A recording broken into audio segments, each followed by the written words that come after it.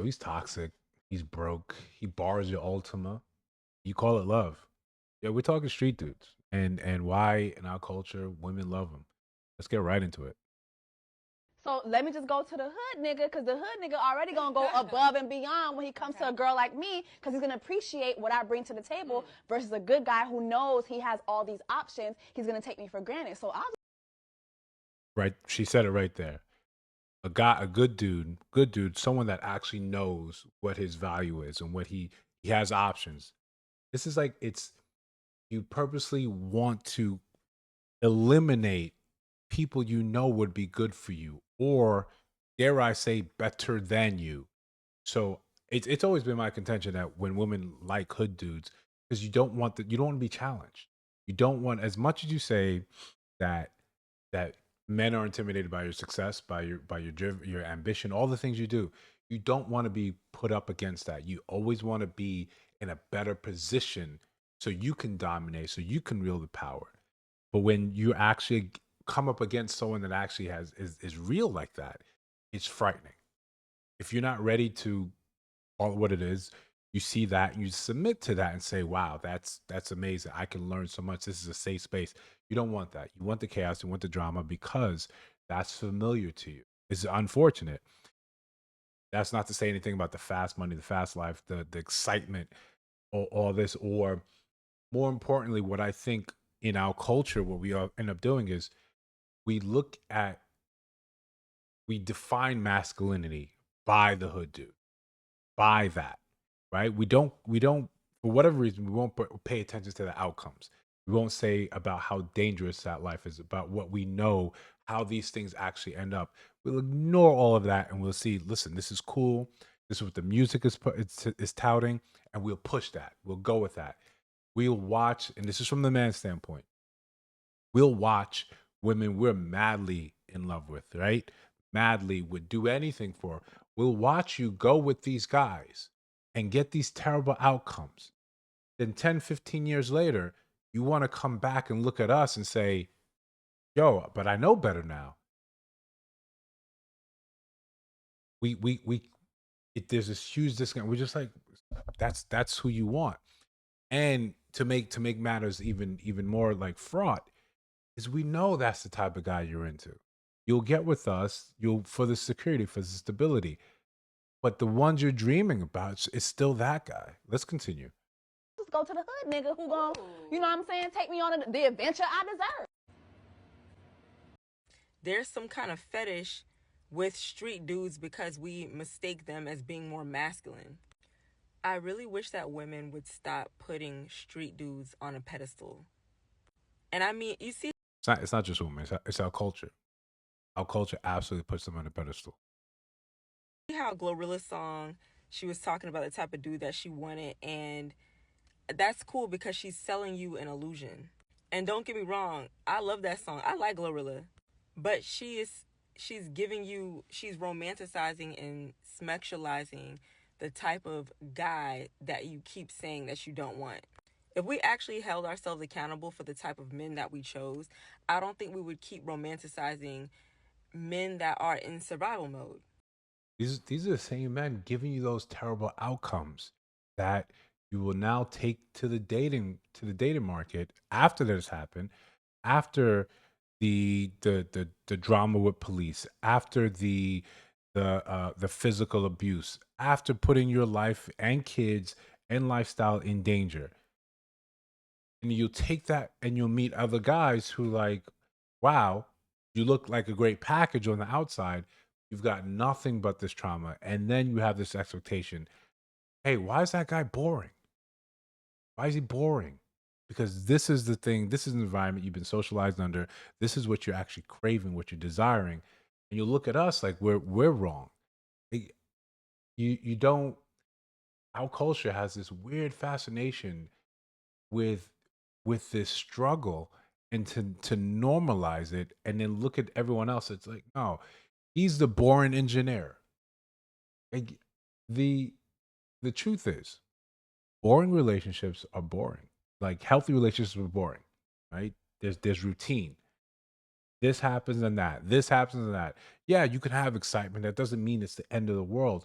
But that coming in 2, 3, 4 in the morning, him being out here, him running and gunning, shootouts. That's not a conducive environment to want a better life. We'll say on one hand how we want better outcomes, or we want to be better than the people than the generations came before us, and then we'll do dumb shit like this. We'll do dumb shit like this, and then look and say, "How come I'm not like I'm not doing those things?" Like hood dudes right there. You think he's talking about south of France? You think he has a passport? No, he's like she said, in survival mode. I'm trying to make ends meet. I'm trying to get the bag, and because I have no appreciation of how fast this money came, I'm willing to throw it all away. I'm willing to spend it just for a night of excitement. Because that's I'm in survival mode. I'm not thinking 5 years, 10 years, 15 years down the line. No, I'm thinking a week tops. I've actually never dated a street guy that was very protective.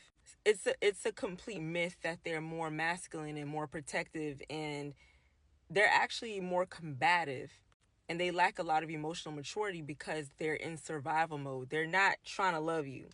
I don't care how many black movies that they create where the love is so toxic, and then for some reason, especially in the black community, we romanticize these toxic relationships, and then we romanticize these guys and say that we want this Russell Wilson Sierra type of love, but we're never going to get there if we keep talking about we want a hood dude.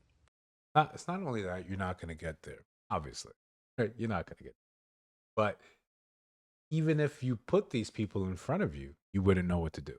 You wouldn't know how to move, how to attract, how to keep that attention outside the physical. And don't get me wrong, if we're talking hood dudes, then correspondingly you're a hood chick.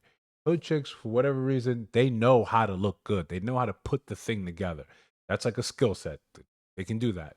But once words start leaving your mouth, those guys know exactly what you're talking about. Those guys know exactly what you're talking about. I'm like, oh, at best, you're for fun. Realistically, he's more like, well, how do we get in the same room? How'd you get here where I am? What did I do wrong? If I find myself surrounded by hood behavior, right? Imagine you suddenly woke up, you found yourself on Spirit Airlines. You'd be confused. I didn't book this. Why am I here? How did this happen? And now people around you talking like, no, this is a normal thing. No, you're just like, I can't wait to leave, and I want to make sure this never happens again. That's how I am whenever I find myself around people talking about things that I'm like, this is not my norm. I look and say, what did I do wrong? And how do I make sure this never happens again? Especially if you're not a hood chick, they see you as naive and gullible. Don't let the hype fool you where they're like, "Oh, you're wifey material because you speak a certain way and dress a certain way." The only difference is that hood chicks know exactly what type of time a street dude is on. There is nothing that you'll understand about a person that can analyze, observe you, and know how to get what they want from you because where they're from, there's less resources. Their survival mode makes you navigate differently through life. And I know this because I've experienced this. If you don't come from struggle, the way you view the world in relationships are just different. The way you view the world, period. Right? We romanticize the other part of growing up in the streets or growing up with around in the hood. That there's a hunger, right? There's a passion, there's a drive. True. And that could be funneled into other aspects of your life, but statistically it's not. It's not. You are going to be, you're a product of your environment.